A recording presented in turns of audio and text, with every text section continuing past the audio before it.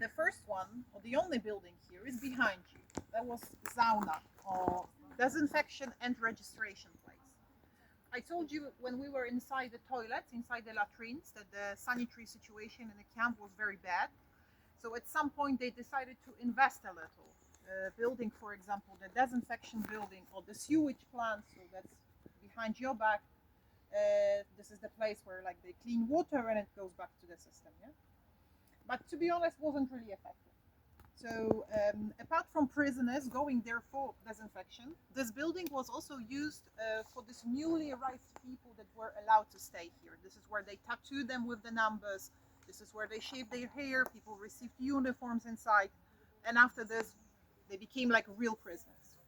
Unfortunately, the building is closed because of some construction works, or actually damage. There was a roof collapse, so we cannot enter. But what else you can see? On the other side, there are foundations of the buildings. When we get closer, you will see it. And that side was full with warehouses. So this is where they kept all these things stolen from the victims. After the arrival, after the selection, people they had to leave all the luggage behind, yeah, and then all of these things they were sorted. So soldiers they were looking, first of all, of course, for money, for jewelry, things with special value, and these were stolen right away, and then mainly personal items were left. So all of this had to be like grouped, sorted, and kept inside. They kept these things here because later they were used again. They were, for example, given to prisoners instead of uniforms, but quite often also sent to Germany for people living there. Okay? So, yeah, these are the warehouses. We won't stop there. We just passed the place on our way to building of a gas chamber and crematorium number 5. Yeah?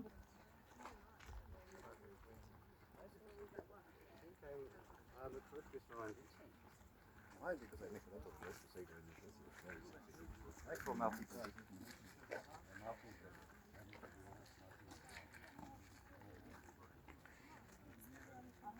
And crematorium number 4. There were 2 smaller buildings here. And this one it is important because this is the only gas chamber that wasn't destroyed by soldiers at the end, but by prisoners. I told you about Sonderkommando, about a group of prisoners working inside.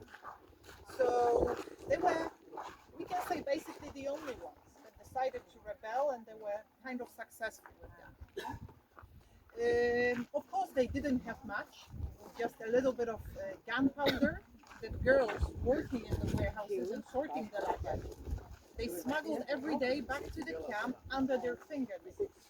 So all the other things, like pockets or bags, soldiers checked them at the gate. Yeah? So a little bit of this gunpowder day by day, this is what they had.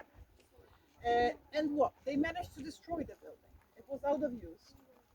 Some of them even tried to escape from here that day, but unfortunately, at the end, all of them they were captured and executed. Those 2 buildings, so gas chamber number 4 and gas chamber number 5, they were a little different. Smaller, first of all, and let's say less developed. Everything was on the ground level. There was no underground constructions, no ventilation system, no lift. Yeah, so definitely smaller buildings, but still used here for this purpose.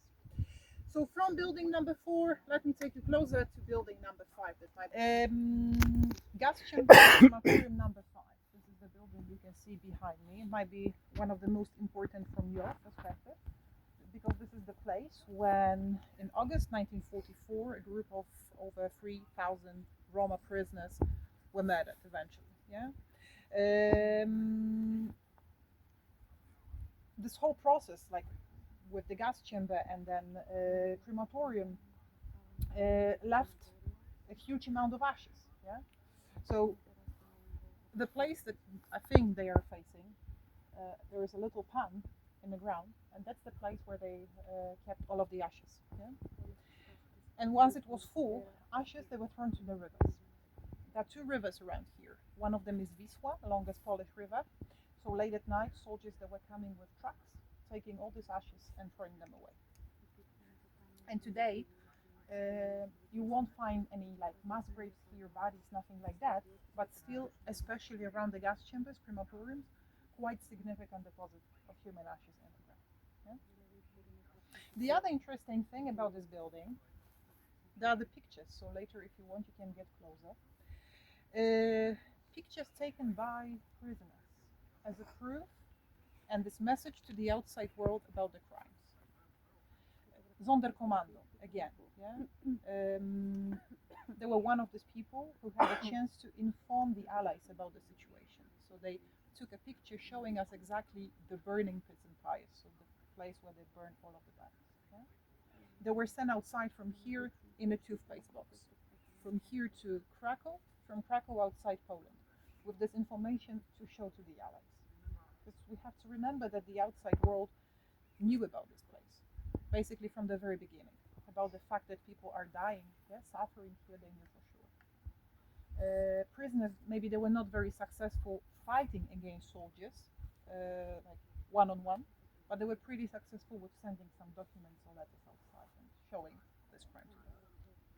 So, as I said, I don't want to disturb them. So, if you want, you can get closer, take the pictures, and then I'll take you in this direction, closer to the sector column.